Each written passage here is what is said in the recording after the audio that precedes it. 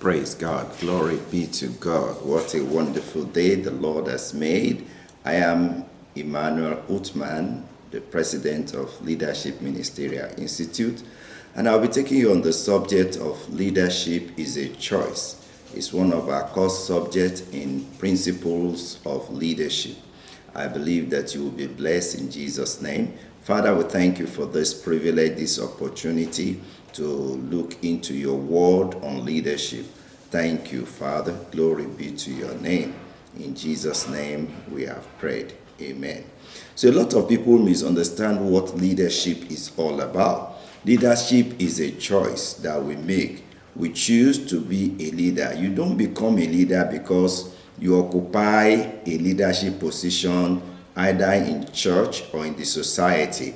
You can be made a chairman, you can be made an executive officer, you can become a director, but you may not show principles and attitude of who a leader is. Your title don't make you a leader. You can be called pastor, apostle, prophet, but that does not make you a leader.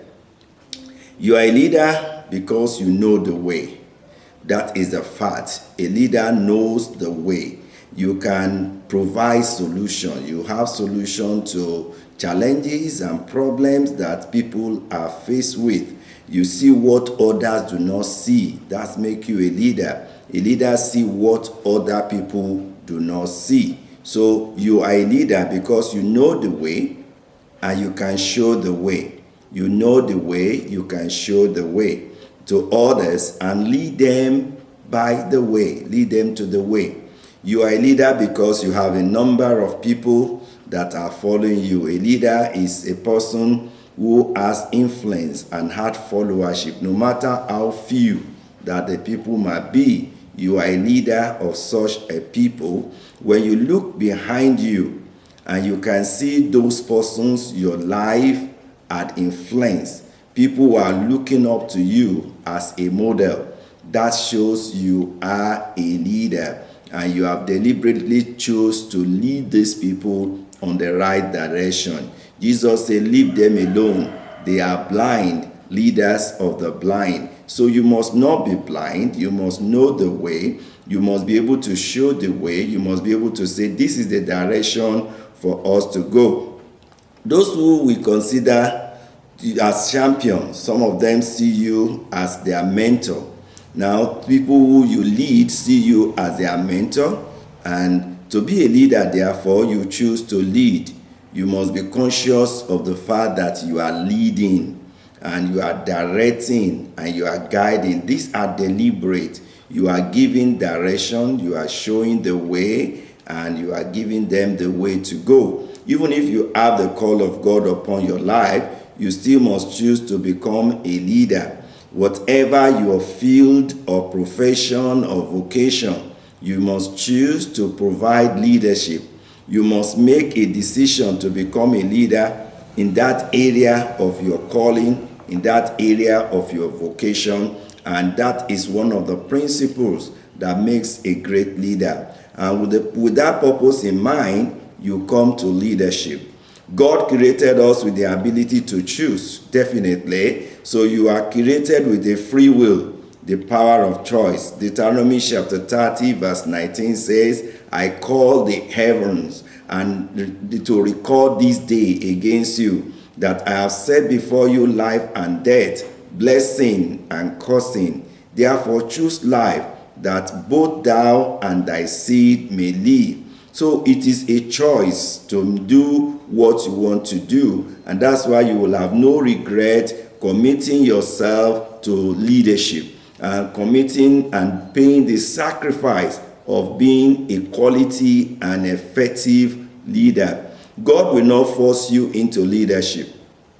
God will not force you to become a leader of people.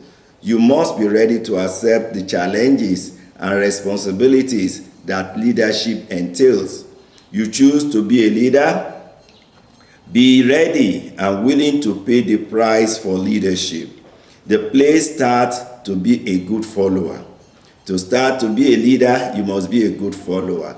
Number one, you must be submissive.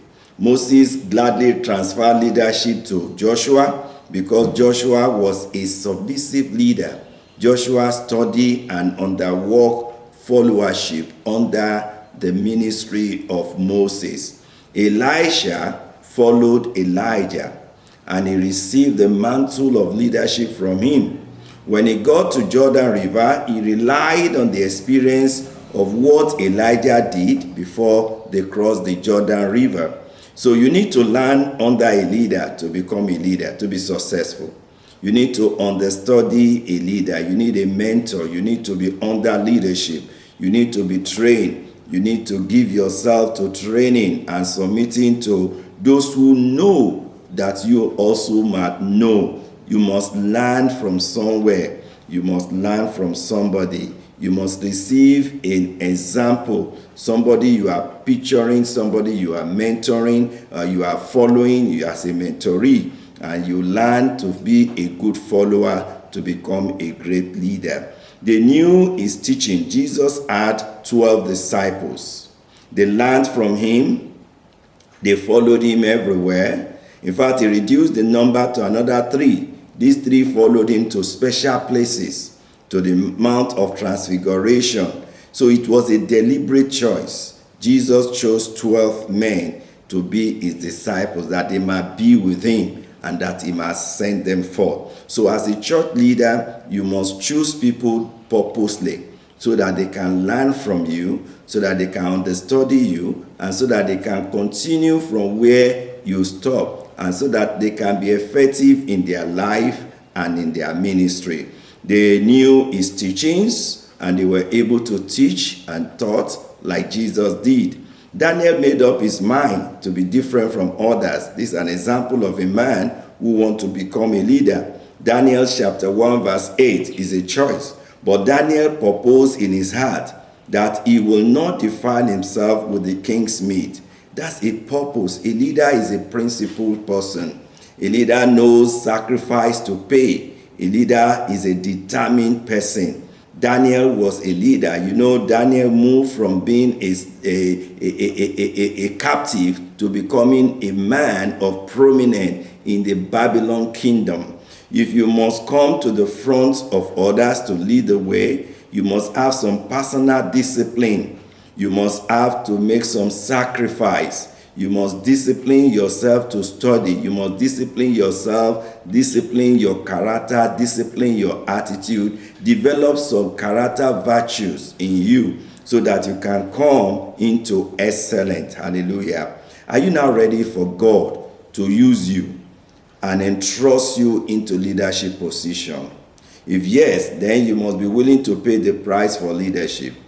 If you are ready for God to use you, you must be ready to follow the leadings of God, and you must be able to get ready to pay the sacrifice of being a leader. You must be willing to serve the people.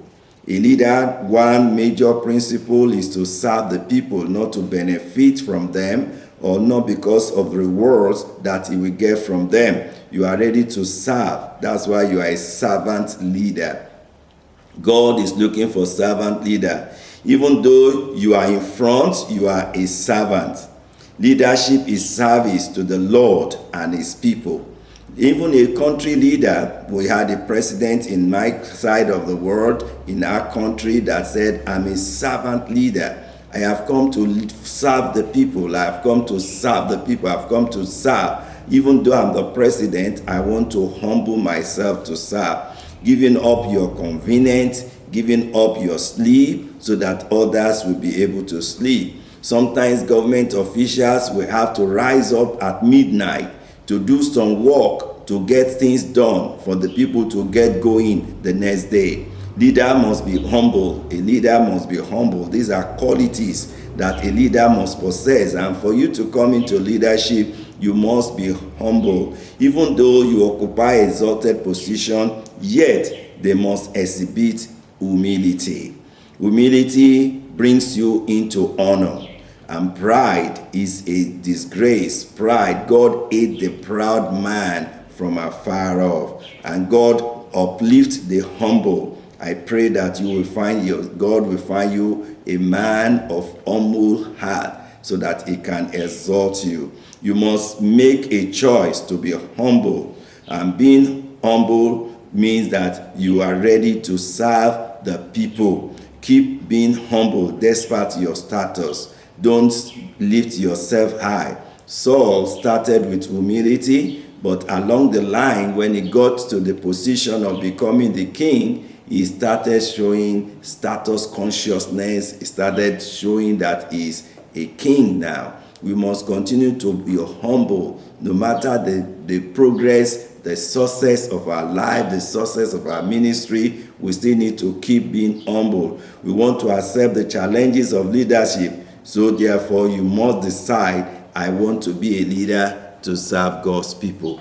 May the Lord bless you as you come into fruitfulness in serving God and his people, and whatever areas of calling you have in life, may your life be a blessing to the people. God bless you. If you have questions, don't forget to send in your question so that we can treat it for you.